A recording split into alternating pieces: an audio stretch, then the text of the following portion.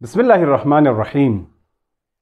حضرت موسیٰ علیہ السلام کے زمانے میں ایک بہت بڑا عالم تھا جس کا نام بلعام باعورا تھا۔ خداوند متعال نے اسے اپنی نشانیاں عطا کی تھیں۔ کون سی نشانیاں؟ پہلی نشانی یہ کہ یہ مستجاب الدعوہ تھا، یعنی اس کی ہر دعا قبول ہوتی تھی۔ اسی وجہ سے لوگ اس کے پاس آتے تھے اور اپنی حاجات پیش کرتے تھے، وہ دعا کرتا تھا خدا کی بارگاہ میں اور سب کی دعائیں قبول ہوتی تھی، یعنی کوئی بھی دعا اس کی رد نہیں ہوتی تھی۔ اور دوسری نشانی، خداوند متعال نے اسے اپنے اسم اعظم کا علم دیا تھا۔ کتاب مقدس تورات، اسلامی روایات اور قرآن مجید میں اس شخص کا ذکر آیا ہے۔ دیکھیں قرآن مجید میں سورہ اعراف میں یہ آیت ہمیں پڑھنے کو ملتی ہے۔ بسم اللہ الرحمن الرحیم۔ وَاتْلُ عَلَيْهِمْ نَبَأَ الَّذِي آتَيْنَاهُ آيَاتِنَا فَانْسَلَخَ مِنْهَا۔ پیغمبر خدا صلی اللہ علیہ وآلہ وسلم سے فرماتے ہیں خداوند متعال کہ ان کے سامنے اس شخص کی خبر دو، یعنی اس شخص کے بارے میں بتاؤ کہ جسے ہم نے اپنی نشانیاں عطا کی تھی، لیکن کیا ہوا؟ فَانْسَلَخَ مِنْهَا، لیکن وہ ان نشانیوں کو بھول گیا، چھوڑ دی۔ فَأَتْبَعَهُ الشَّيْطَانُ، اور شیطان اس کے پیچھے لگ گیا۔ جب اس نے خدا کی نشانیاں چھوڑ دی، بھول گیا، تو شیطان اس کے پیچھے لگ گیا۔ فَكَانَ مِنَ الْغَاوِينَ، اور گمراہ لوگوں میں سے ہو گیا۔ اب عجیب بات یہ ہے کہ ایسا شخص جسے خداوند متعال نے مستجاب الدعوہ قرار دیا اور اس کے پاس خداوند متعال کے اسم اعظم کا علم بھی ہے، لیکن اس کے باوجود یہ بندہ گمراہ ہو گیا اور خدا نے سخت مذمت کی اس بندے کی، یعنی مثال قرار دی لوگوں کے لیے۔ اب سوال یہ ہے کہ یہ گمراہ کیسے ہوا، یعنی وہ اسباب اور علل کیا ہے جن کی وجہ سے یہ بندہ بلعام باعورا گمراہ ہو گیا۔ تاریخ میں ذکر ہوا ہے، تاریخی کتابوں میں اور تفاسیر میں بھی ذکر ہوا ہے کہ حضرت موسیٰ علیہ السلام بنی اسرائیل کا لشکر لے کر جب فلسطین اور شام کی طرف نکل پڑے، اس لشکر میں یوشع ابن نون بھی تھا۔ جب وہ نکل پڑے بیت المقدس یعنی فلسطین اور شام کی طرف، تو ظالم بادشاہوں کو معلوم ہو گیا کہ حضرت موسیٰ علیہ السلام اپنا لشکر لے کے آ رہے ہیں تاکہ فلسطین اور شام کو فتح کرے اور وہاں کی عوام کو ظالموں کے شر سے نجات دے، ان کے ظلم سے نجات دے۔ جب ظالم بادشاہوں کو معلوم ہوا کہ حضرت موسیٰ لشکر لے کے آ رہے ہیں، تو یہ ظالم بادشاہ بلعام باعورا کے پاس آ گئے، کیونکہ وہ جانتے تھے کہ بلعام باعورا کیسی شخصیت ہے، اس کے پاس کتنا علم ہے، کتنی قدرت ہے، کتنی طاقت ہے۔ بلعام باعورا کے پاس آ گئے اور اس سے کہا موسیٰ علیہ السلام اپنا لشکر لے کے آ رہے ہیں، اب کچھ کرو ورنہ ہم سب تباہ ہو جائیں گے۔ بلعام باعورا نے کہا کیا کروں؟ بادشاہوں نے کہا کہ اپنی طاقت اور قدرت اور علم سے استفادہ کرو اور ان پر نفرین کرو، یعنی ان کے خلاف بد دعا دو۔ تو بلعام باعورا نے کہا کیا بات کر رہے ہو کہ جن مومنین کے ساتھ پیغمبر خدا ہیں، فرشتے ہیں، میں ان کے خلاف بد دعا دوں، ان پر نفرین کروں؟ یہ نہیں ہو سکتا، کیونکہ بلعام باعورا جانتا تھا کہ حضرت موسیٰ علیہ السلام جو ہے وہ پیغمبر خدا ہیں، تو وہ بد دعا نہیں دے سکتا۔ ظالم بادشاہ چلے گئے، پھر واپس آ گئے، پھر انکار کیا، پھر چلے گئے، تیسری مرتبہ آ گئے، لیکن انہوں نے اس دفعہ خود سوال نہیں کیا بلعام باعورا سے، بلکہ اس کی بیوی کو وسیلہ قرار دیا۔ اب دیکھیں یہاں سے بیوی کا جو رول ہوتا ہے شوہر کی نسبت، وہ معلوم ہوتا ہے۔ یہ ظالم بادشاہ بھی جانتے تھے کہ بیوی بہترین وسیلہ ہے کسی کو ورگلانے کے لیے، اور تاریخ میں بھی آپ دیکھیں کہ ائمہ کے ساتھ، انبیاء کے ساتھ، یعنی بیوی کی وجہ سے کیا کچھ ہوا۔ انہوں نے بیوی کو وسیلہ قرار دیا ظالم بادشاہوں نے، اور بیوی نے اپنی چالاکیوں سے، بہانے اور طور طریقوں سے بلعام باعورا کو منوا لیا۔ کیسے منوا لیا؟ یعنی بلعام باعورا جائے اور حضرت موسیٰ علیہ السلام اور اس کے لشکر میں جتنے مومنین تھے ان کے خلاف بد دعا کرے۔ بلعام باعورا نے فیصلہ کر لیا کہ وہ ایک پہاڑ پر چڑھے، جس پہاڑ سے حضرت موسیٰ علیہ السلام اور اس کا لشکر نظر آتا تھا۔ اب وہ گھر سے نکل پڑا، لیکن ایک گدھے پہ سوار ہو کر۔ گدھے پہ سوار ہو کے چل پڑا۔ راستے میں جا کے گدھے نے چلنے سے انکار کیا۔ بلعام باورا نے خوب پٹائی کی اس گدھے کی۔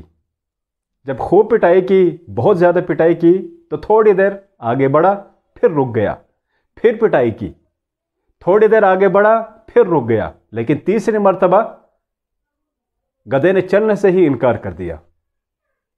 بہت پٹائی کی لیکن چلنے سے انکار کیا۔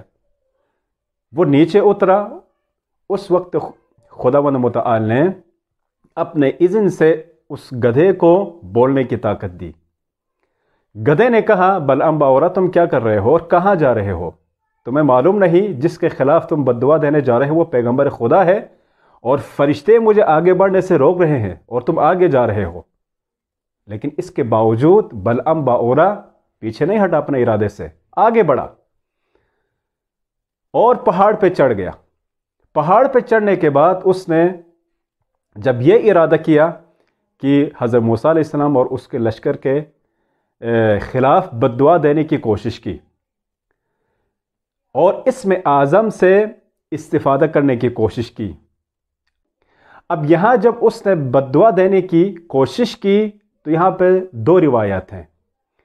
ایک روایت یہ ہے، جو ہی وہ نفرین کرنے لگا تو اس کی زبان جو ہے باہر آ گئی، یعنی کتے کی طرح اس کی زبان ہو گئی، لٹکنے لگی نیچے۔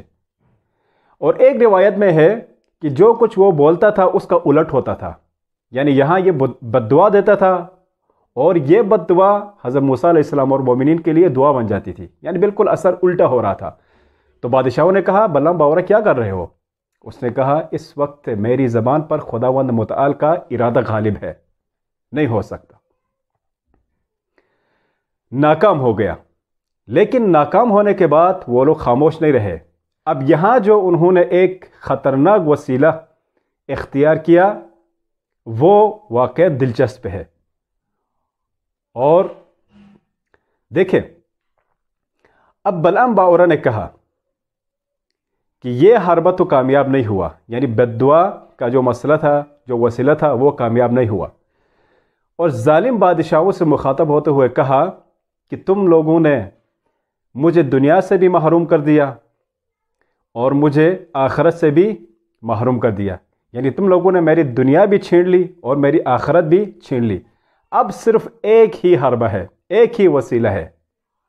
پوچھا کیا؟ اس نے کہا، اپنی عورتوں کو مزین کرو، اچھی طرح ان کو مزین کرو زینت کے ساتھ، اور ان کے ہاتھ میں مختلف قسم کا سامان پکڑا دو، اور ان عورتوں کو حضرت موسیٰ علیہ السلام اور اس کے لشکر کے درمیان میں بھیج دو تاکہ وہ وہاں جا کے تجارت کرے۔ لیکن ایک اہم بات یہ، اگر حضرت موسیٰ اور اس کے لشکر میں سے کسی نے بھی ان عورتوں سے کوئی کام مانگے یا ان کی عفت کے خلاف کوئی کام طلب کرے تو ان عورتوں سے کہو کہ قبول کریں۔ کیوں؟ بلعام باورا نے کہا، اگر کسی نے بھی یا ایک فرد نے بھی حضرت موسیٰ کے لشکر سے اگر کسی ایک فرد نے بھی گناہ کیا، یعنی زنا کا مرتکب ہوا، تو ہم ان پر غالب آ جائیں گے۔ دیکھیں بلعام باورا جس کے پاس اتنا زیادہ علم تھا، انہوں نے کس طرح کا وسیلہ اختیار کیا، یعنی بالآخر آخری جو وسیلہ تھا وہ عورتوں کا وسیلہ تھا۔ بہرحال اس کا جو مشورہ تھا اس کو مان لیا گیا، عورتوں کو مزین کیا گیا، ان کے ہاتھ میں سامان پکڑا دیا اور حضرت موسیٰ علیہ السلام اور اس کے لشکر کے درمیان ان کو بھیج دیا گیا۔ وہاں جا کے عورتوں نے اپنا کام شروع کیا۔ دیکھا لشکر میں بڑے بڑے لوگ تھے، قبائل کے سردار تھے۔ ایک سردار جس کا نام انہوں نے بتایا ہے زمری، جو شمعون قبیلے کا سردار تھا۔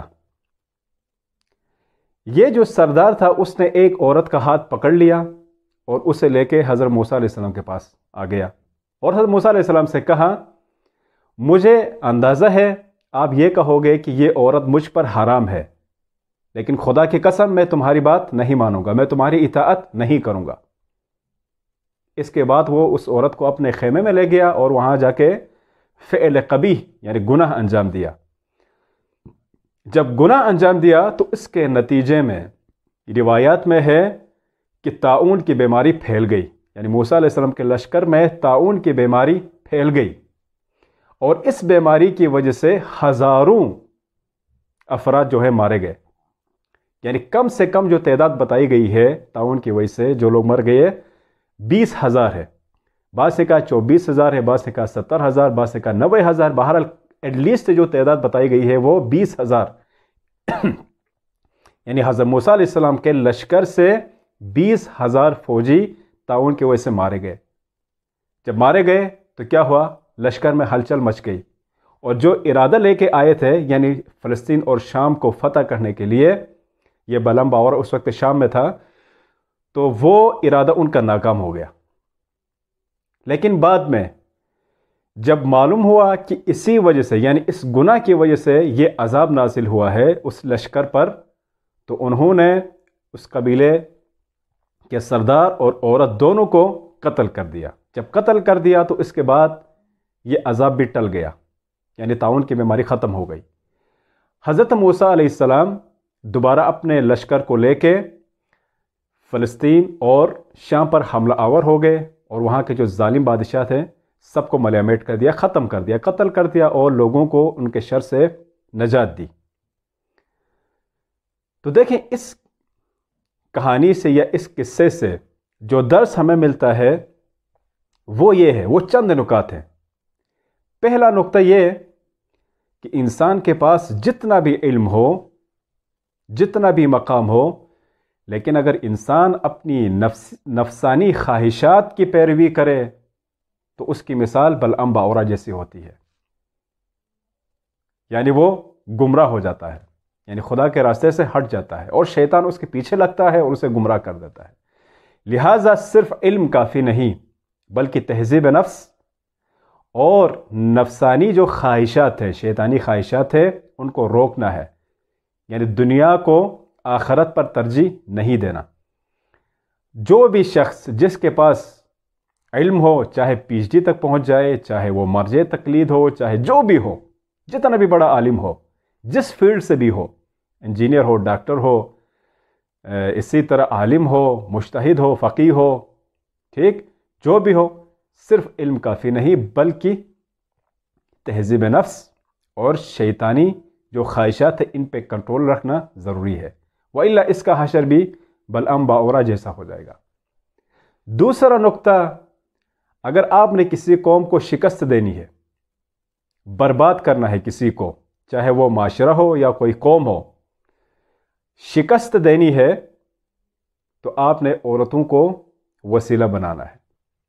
یعنی کسی قوم کی بربادی یا کسی معاشرے کی بربادی کو اگر سامنے لانا ہے تو اس کا مطلب یہ ہے کہ آپ عورتوں کو وسیلہ بنائیں، عورتوں کو وسیلہ بنائیں، ان کو مزین کریں، مختلف چالوں سے، مختلف صورتوں سے، مختلف شکلوں سے ان کو معاشرے کے اندر بھیج دیں، اس قوم کے درمیان میں بھیج دیں، خوبصورت عناوین کے ذریعے سے، ممکن ہے ایجوکیشن کے ذریعے سے، ممکن ہے ڈیولپمنٹ کے ذریعے سے، ممکن ہے پروگریس کے عنوان سے، ماڈرنزم کے عنوان سے، یا معاشرتی تقاضوں کے عنوان سے. اگر آپ عورتوں کو مس یوز کرنا چاہیں تو یہ بہت بہترین وسیلہ ہے. دیکھیں آج کل جو ہوتا ہے اور ہو بھی رہا ہے، ہوتا آ رہا ہے تاریخ میں، کسی قوم کی بربادی اگر منظور ہو، مد نظر ہو، تو عورتوں کو استعمال کریں، یعنی بیچاری عورت کو وسیلہ بنائیں. اب دیکھیں پھر کیا ہوتا ہے، اور ساری دنیا کی مثالیں ہمارے سامنے موجود ہیں.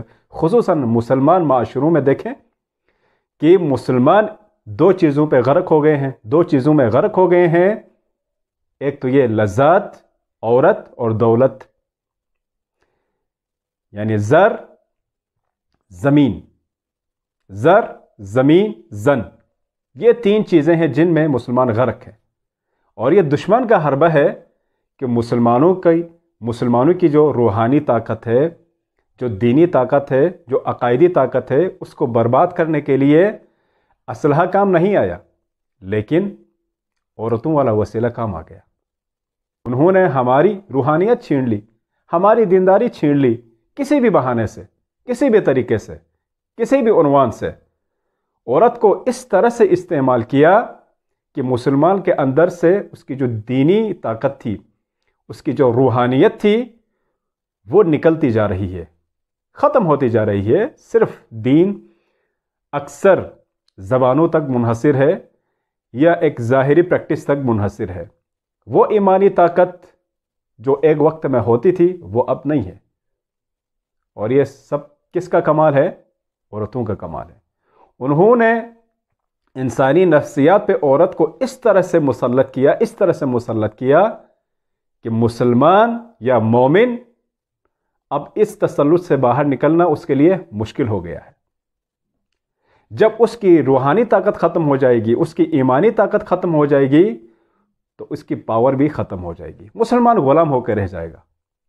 اور ایسا ہوا ہے اور ہو رہا ہے، اب مانے یا نہ مانے، ایسا ہو رہا ہے اور ہوا ہے۔ آپ تحقیق کر لیں، معاشرے میں دیکھیں کہ مسلمانوں کے زوال کا جو سبب ہے یا جو اہم اسباب ہے، ان میں سے ایک سبب کہ مسلمان معاشروں کے اندر عورت اور زر اور زن دونوں کو اس طرح سے پیش کیا گیا کہ وہ اس کے پیچھے ہی لگ گئے، غلام بن گئے، اور اصل جو ایمانی یا روحانی طاقت تھی وہ ختم ہو گئی۔ لہٰذا مسلمان زوال کا شکار ہو گئے اور کمزور پڑ گئے۔ اب دیکھ لیں دنیا میں کیسے دشمن ان کو نچاتا ہے غلاموں کی طرح۔